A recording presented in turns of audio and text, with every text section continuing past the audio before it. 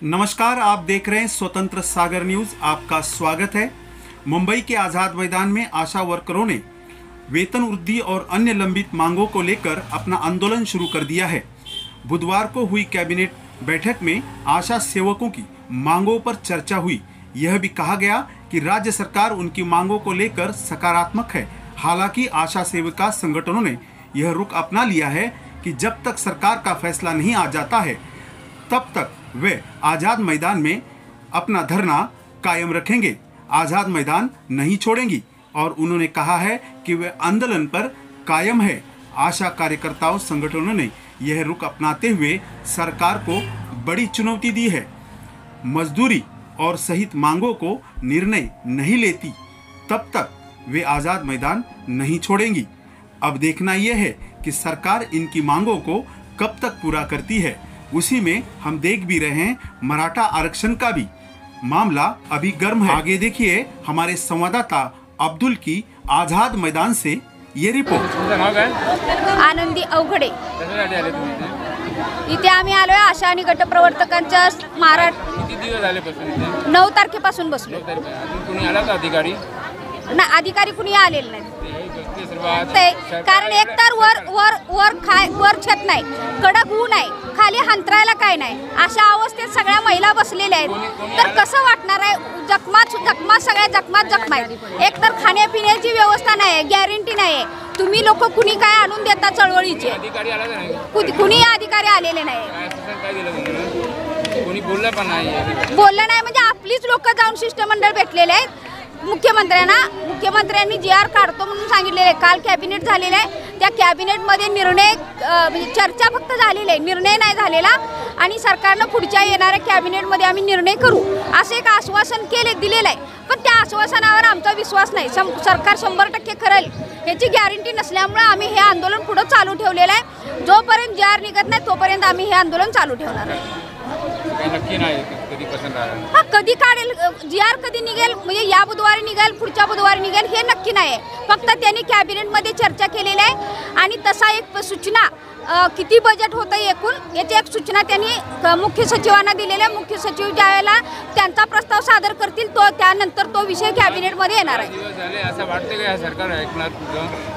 नाही, आता काही टक्के असं वाटतंय की बाबा काल मुख्यमंत्री हे स्वतः राजेंद्र साठे आहेत आणि हे स्वतः कालच्या शिष्टमंडळात होते। अर्चना घुगरे आहेत आमच्या इथं, त्याही स्वतः शिष्टमंडळात होत्या। तर हे यांना स्वतः त्यांनी सांगितलं की आम्ही कॅबिनेटमध्ये चर्चा झालेली आहे आणि आम्ही विषयही कॅबिनेटमध्ये घेतलेला आहे। तुमचा मानधन वाढवण्याचा निर्णय आम्ही लवकरच करू असे एक आश्वासन दिलेलं आहे आणि त्या आश्वासनाच्या आधारावर आम्ही इथं सगळे बसलोय।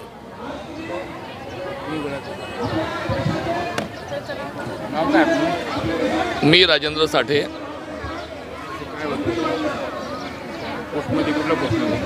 मी नागपूर व भंडारा जिल्हा अध्यक्ष आहे आशा व गटपोतो कर्मचारी युनियन CITUच्या। सरकार ऐकत नाही, महत्त्वाचं म्हणजे असं आहे की ही सरकार शेतकरी, शेतमजूर आणि कामगारांची सरकार नाही आहे। अडाणी अंबानी सारख्या मोठ्या उद्योगपत्यांची सरकार आहे आणि त्यामुळे जनतेचे हे ऐकणार नाही आहे आणि सरकारला अगर ऐकण्याकरता मजबूर करायचे असेल तर संघर्ष हाच त्याचा एकमेव रस्ता आहे, बाकी दुसरा मार्ग कोणताही नाही आहे। त्यामुळे आशा व गटप्रवर्तक यांनी आपल्या विविध मागण्या ठेवून 18 ऑक्टोबर ते 9 नोव्हेंबरपर्यंत बेमुदत संप केला।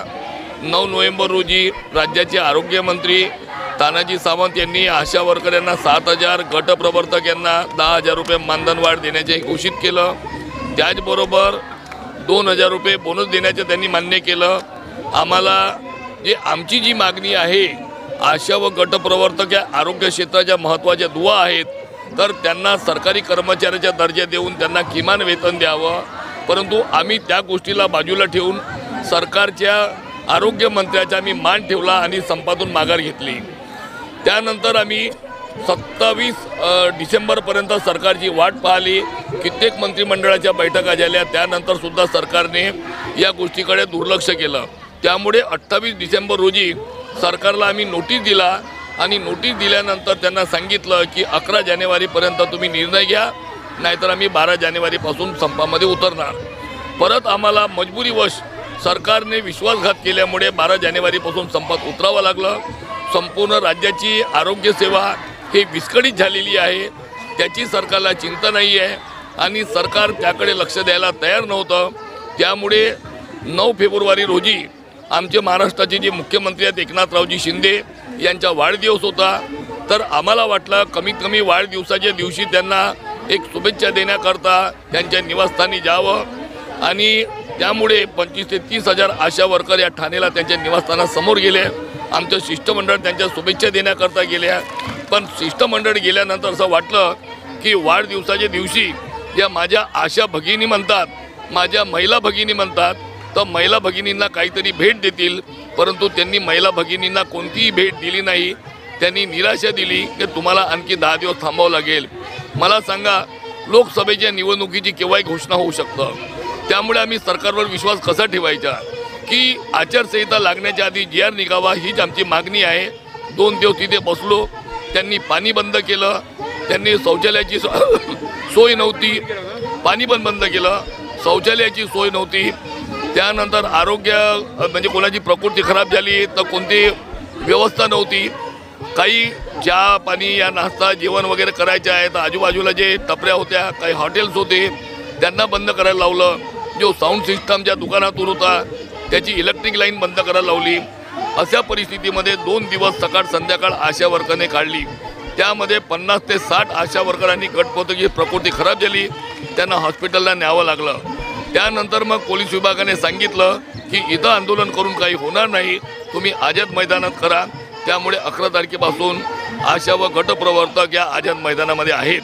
परंतु आझाद मैदानामध्ये मीडियाला सुद्धा येण्याकरता मनाई केलेली आहे. मोठ्या संख्येने आशा वर्कर व गटप्रवर्तक या आझाद मैदानामध्ये 11 तारखेपासून आंदोलन करत आहेत.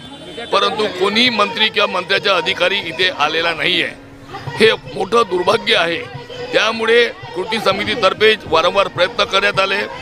राष्ट्रवादी काँग्रेसचे आमदार विद्याताई चव्हाण काल आल्या, त्यांनी प्रयत्न केले, शिष्टमंडळ घेऊन गेले आणि जबरदस्ती गेल्यासारखं शिंदे साहेबांच्या केबिनमध्ये गेल्या. त्यांना ठणकावून सांगितलं तर त्यांनी सांगितलं की मंत्रिमंडळाची बैठक झाली, आम्ही एक समिती बनवलेली आहे आणि त्याचे अप्पर सचिव त्याचे प्रमुख आहेत.